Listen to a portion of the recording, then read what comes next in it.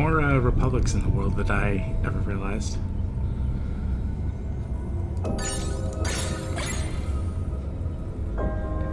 Okay, I'm gonna start censoring some of this other stuff here real quick.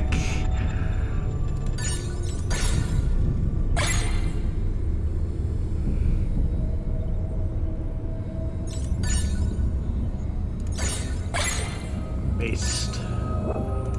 Based.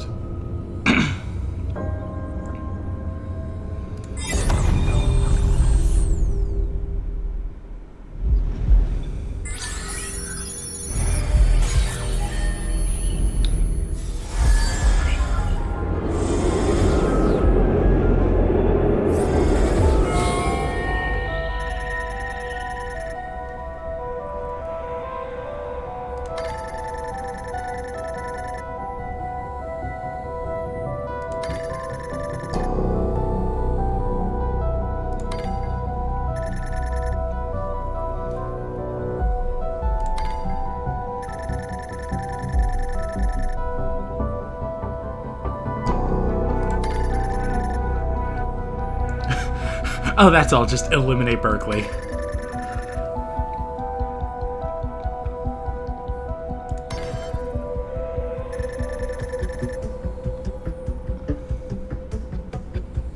I'm sorry, what?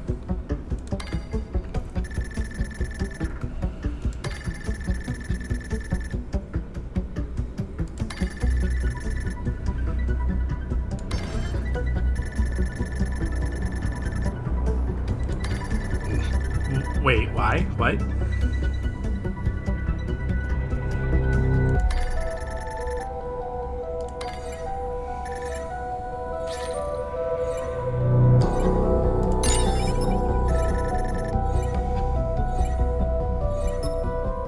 Wait, why would I... Wait. Okay.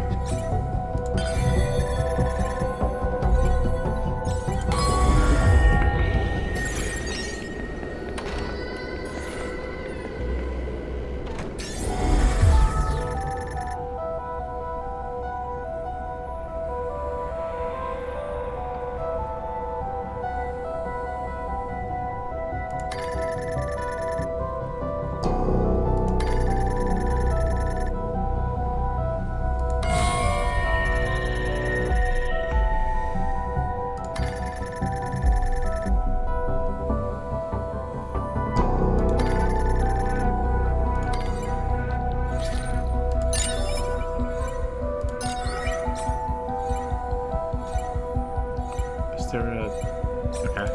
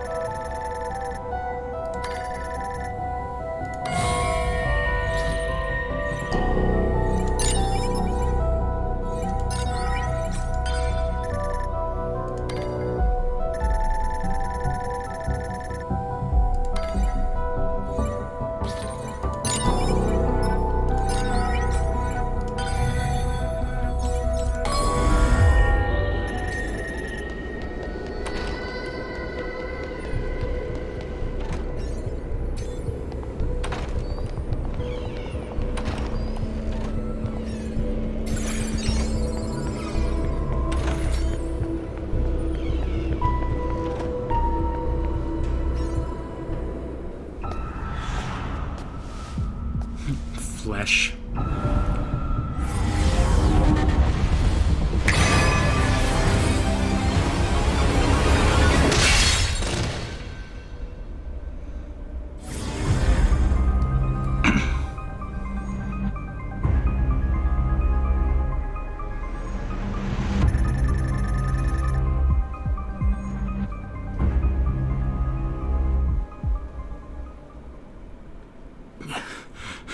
Well, at least they made the antagonist, like, unapologetically evil. London, 2075. Vast systems of AI have been unified into a single entity that predict the future of humanity. Foresight AI. This beneficial system is able to foresee and prevent serious crimes using data harvested online. The result? A 90% drop in criminal activity worldwide. That is until Foresight AI predicts a crime that could irrecoverably plunge the world into chaos. Alarmed, the system's architects have no choice but to act. They pour their resources into developing an AI whose sole purpose is to investigate and prevent the apocalyptic crime. The developers name it Sherlock, after the illustrious detective of classic literature. Upon investigating a number of crimes, Sherlock reaches a shocking conclusion. At the center of this nefarious web lies a sinister AI that rivals even Sherlock's genius. Moriarty. Well, that was fun. So, welcome to CrimeSight, a new game that just randomly caught my attention on Steam, which ends up being a social deduction board game that you play digitally. Oh yeah, no, wonder how this would look. Let's go this. Quality settings, good. Apply. Cool. Settings. Leave those on. Sound.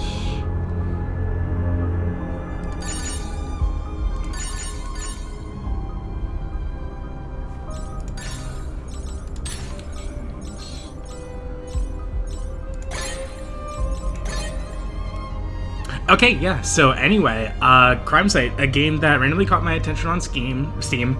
It looks like a social deduction board game type of game, and I really, really enjoy those. My favorite board game of all time, hands down, without question, is a game called Deception Murder in Hong Kong, and that straight up just is it's not really a board game. There isn't too much of a board presence, but it is a tabletop social deduction game, playing around the players more so than playing around the game, and I really enjoy just that type of genre. So seeing something that I can play digitally, something I could, I don't know, something new to try, but also potentially get some practice in, yeah, I'm willing to take a stab at it. Pun partially intended. So, without further ado, let's see what the game has to offer, other than quick graphic settings.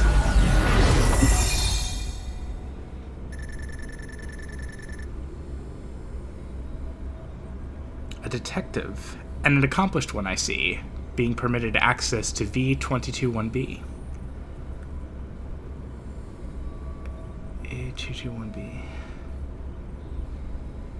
I don't know what the V stands for. Is that virtual? 221B Baker Street? Definitely a Sherlock reference. As my investigator, and I dare say, potential successor, I need your help.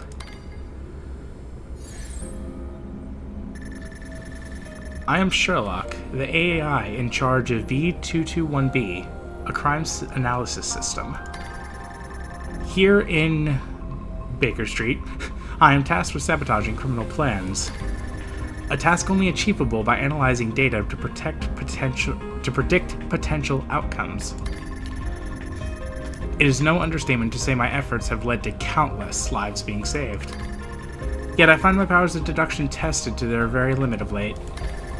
A circumstance that, after much deliberation, has led me to one clear conclusion. There is another AI of equal or greater ability than even I behind these crimes. Moriarty.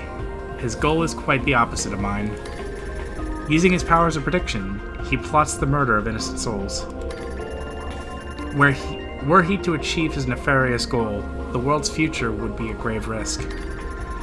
Thus it falls to me to decipher and thwart my foe's plans inside of the Baker Street simulation. But I cannot achieve this alone. That is why I require your help. This is VR. Lol. I request you, my ally, assist me in putting a stop to Moriarty. Enough chatter. Time is of the essence. We must prepare you for your task. I need a new voice for Sherlock. Alright, tutorial, let's go.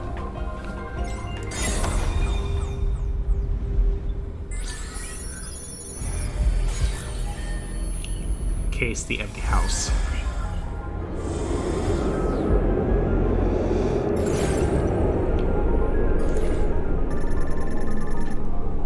Introducing Baker Street's creation, a virtual murder simulator. My analysis has determined that someone in the manor will be murdered by dusk, not 2 days from now.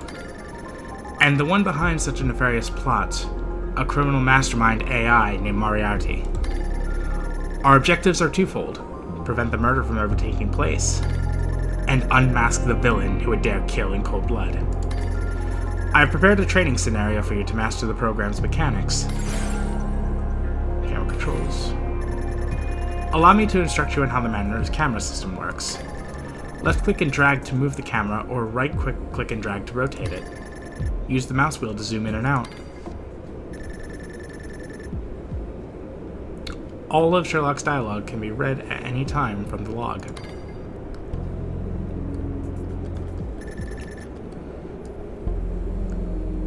Excellent. You are a natural.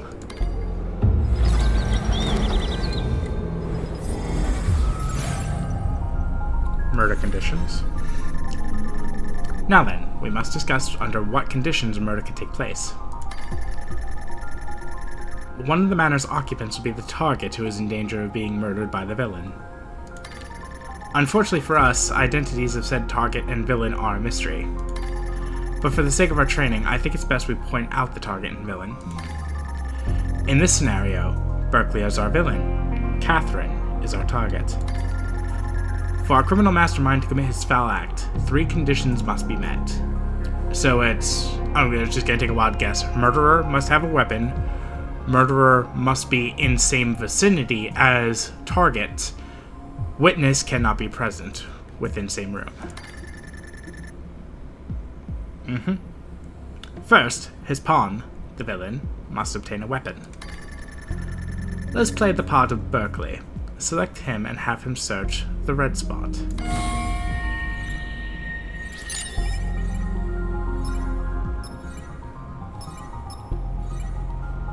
Okay. If all has gone to plan, choose Commit Command to confirm that you are finished.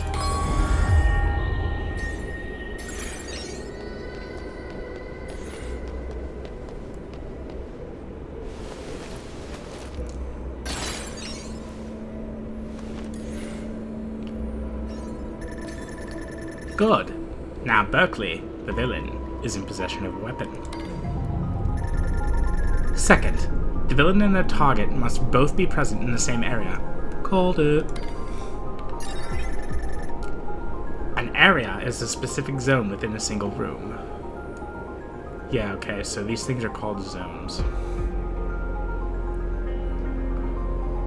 I don't fully understand why, like, some of them are red though and some of them are blue.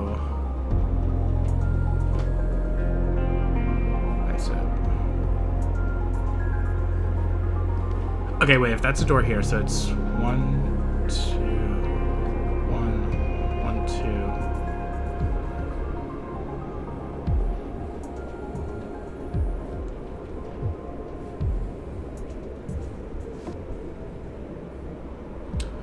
2. Okay, wait, so if... So the murderer can move 3 spaces within cardinal directions, but cannot move diagonally. But they could still move 3 spaces. Or within 3 zones, I think. Because that's a door, so that would allow... Yeah, okay. Anyway. An area is the specific zone within a single room. Let us play out this exact scenario. Have Berkeley move to Catherine's area.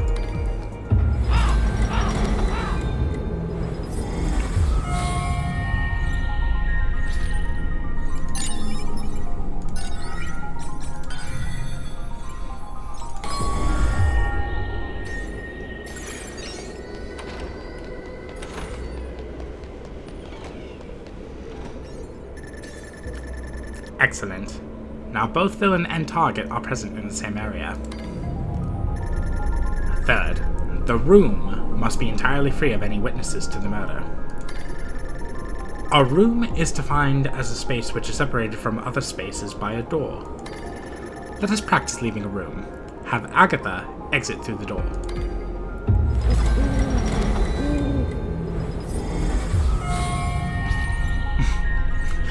Agatha's just been standing there from noon until midnight.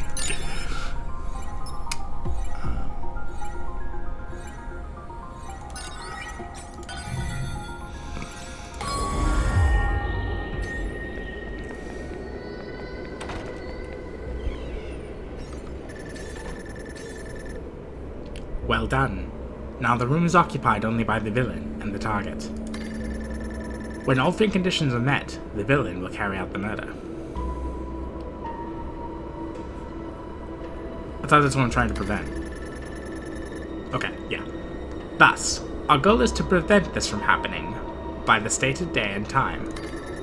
By investigating the clue Moriarty leaves, we will surely uncover the truth. Therefore, I insist you commit these rules to memory.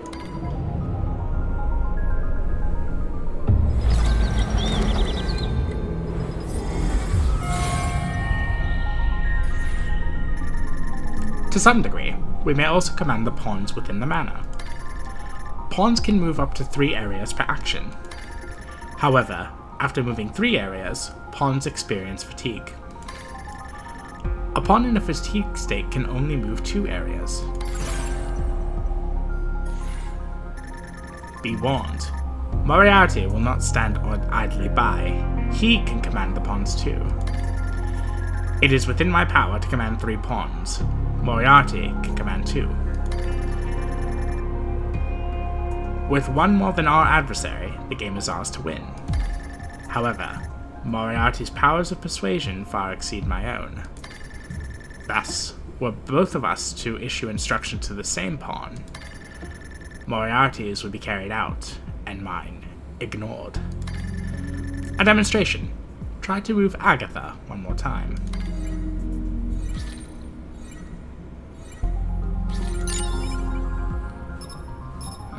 Sure.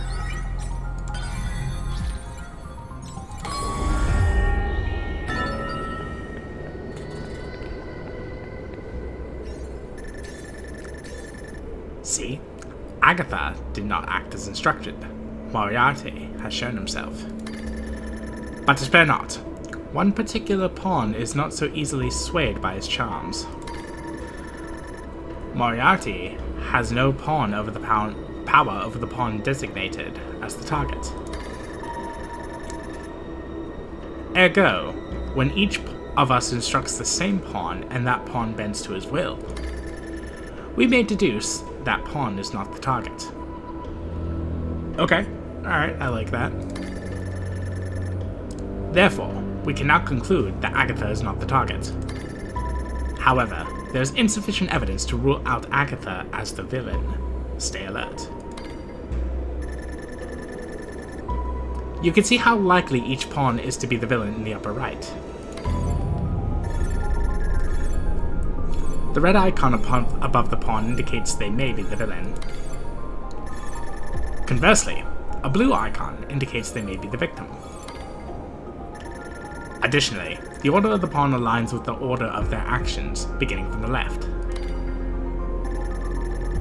Which pawns Moriarty can, or indeed, not move will be key. Look for evidence of a pawn hunting a target. It may lead to their unmasking. One more thing to note. Any pawn not instructed to move will move automatically. Though much is shrouded in darkness, our goal is clear. Protect the target.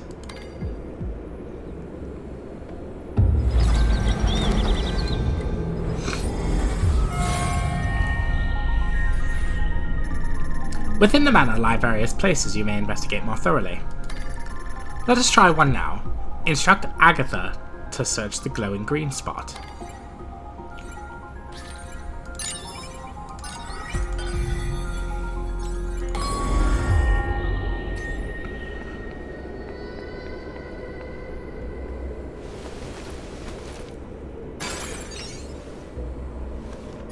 food. Aha! Agatha has found some food. Pawns can make use of items to survive their ordeal until help arrives.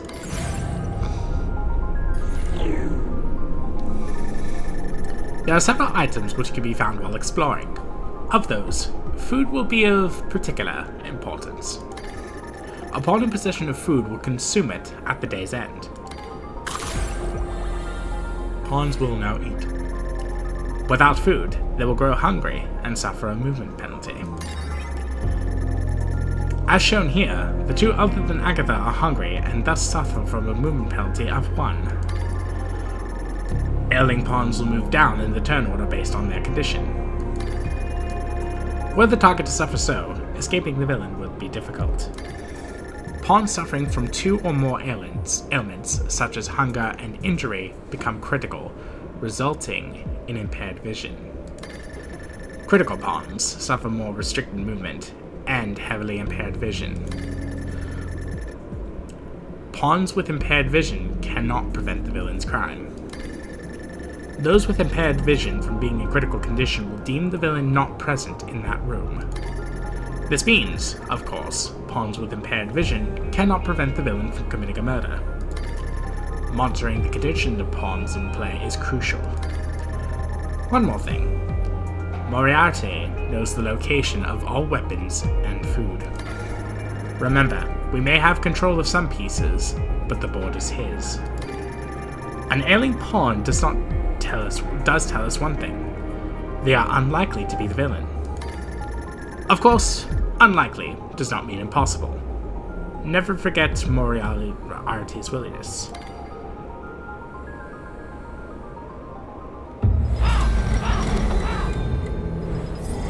Okay, but how do pawns get hungry, though? The action of Moriarty we must most fear is his assail command. Assail is a command only Moriarty may give to his co-conspirator, the villain. Once the assail command is given, the villain will move in on the target. We must experience this gruesome act for ourselves. Select Berkeley and assail Catherine.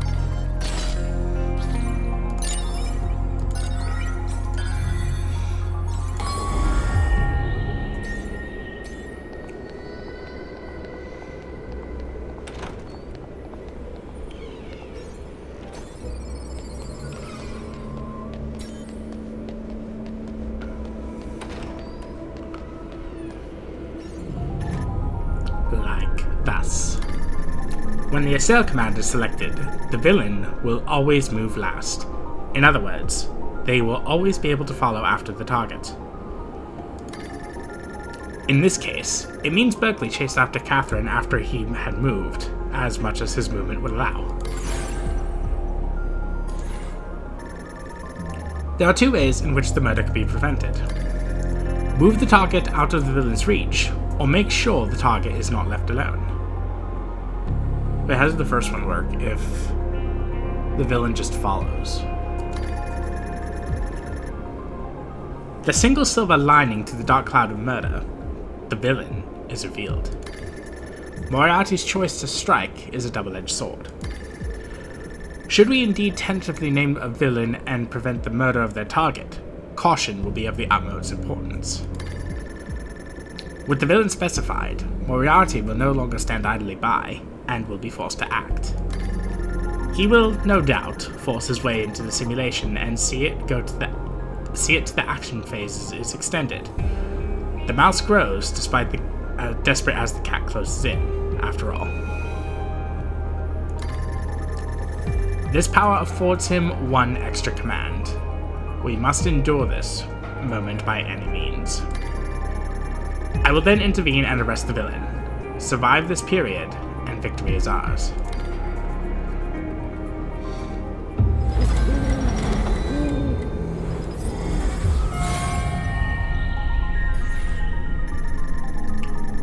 And what of my role? I shall provide you with the information on all problematics. I shall provide you with the information on probabilities. I only hope my analysis leads to unmasking the villain. But note well, my ability to extrapolate future probabilities is limited. That is to say, whether the villain is within 3 areas of the target is the most I can detect. Unfortunately, in such a situation, I will be unable to determine who the villain is and who is the target.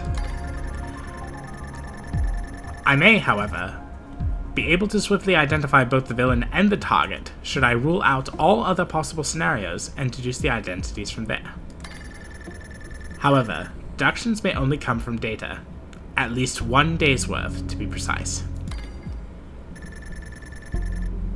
Sherlock will make his deductions at the end of every day. As it happens, I have just now completed one such analysis.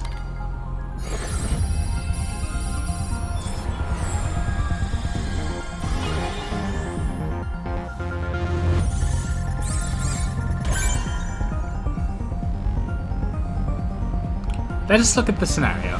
The villain is not within 3 areas of the target.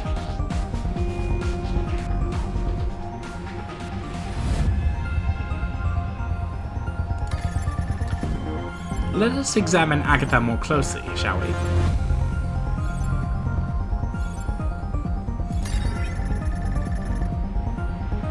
From Agatha's point of view, Berkeley and Catherine are both within 3 areas. If we assume Agatha is the target, then that would contradict our theory that the villain is not within 3 areas. It naturally follows, then, that at least as far as Agatha is concerned, neither Berkeley nor Catherine are the villain. Now then, let us view the situation assuming Berkeley is the target. As mentioned before, from Berkeley's perspective, Agatha is not the villain, as she is located within 3 areas. However, the prediction that the target is not within 3 areas of the villain does not rule out Catherine as a suspect. Meaning if Berkeley is the target, then Catherine may be the villain. The opposite also holds true. If Catherine is the target, then Berkeley could very well be the villain. Additionally, there are only 3 problems present, Agatha and 2 others. This means the likelihood of her being the villain in either of the other 2 is now 0. This leads me to conclude that Agatha cannot be the villain. Okay. Additionally, in this case, there is no one present who might be Agatha's would-be murderer. From this, we can conclude that Agatha is not the target. Which leaves us with Berkeley and Catherine. One the villain, one the target. As the situation stands, should Berkeley and Catherine occupy the same area, Moriarty's victory is a foregone conclusion. This is the game we must play, one which you will undoubtedly master in time. You can reveal the results of your reduction by placing your cursor on a pawn in the upper right.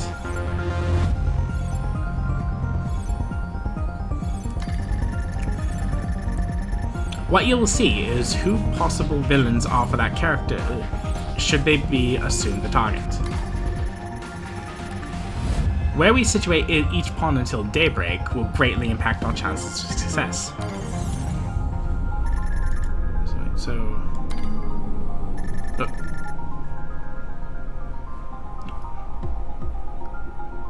Whoops. might as well have at it. Press the tab key. Jolly good. You should see it shows Berkeley and Catherine are both potential villains targeting the other.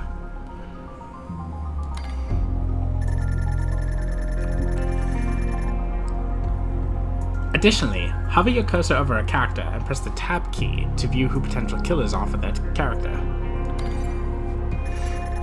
No time like the present. Place the cursor over Berkeley and press the tab key. Good show. You'll see it shows that Catherine is a possible villain targeting Berkeley.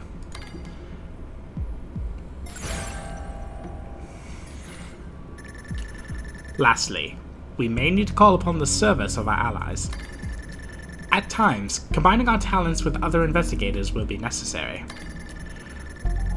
Should 2 or more investigators not working with Moriarty command the same pawn, alas, luck would decide whose command will be followed.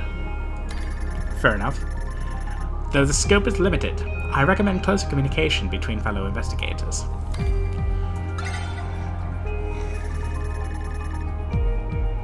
As you can see, our man Lestrade is instructing Agatha now. Oh cool, they got Lestrade in this game, let's go.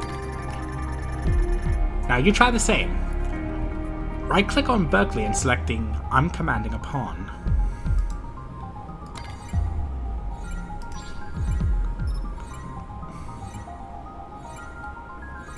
Okay.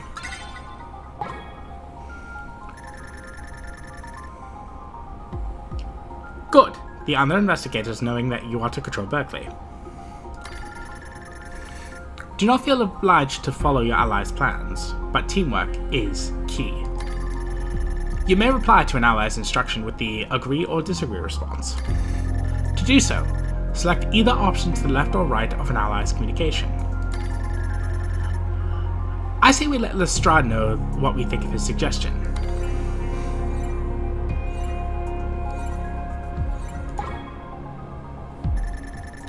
Very good. Now you are versed in the ways of working with your allies. Now I must insist you listen to my next point very carefully. Moriarty has an accomplice disguised as a fellow investigator, meaning he will be privy to all communications between you. I highly recommend you block any individuals you suspect of collusion. Blocking an investigator will prevent them from seeing your communications. I need not remind you that your doing so to an ally would be disastrous.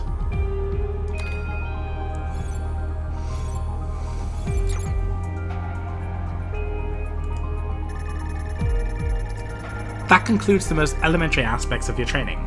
Naturally, the real scene of the crime will involve external considerations as well.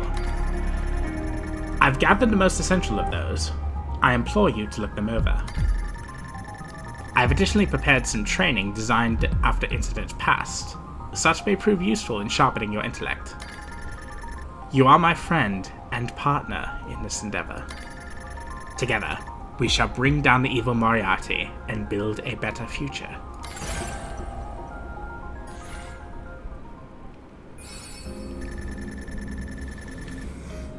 You can restart your induction course at any time by returning to this tutorial.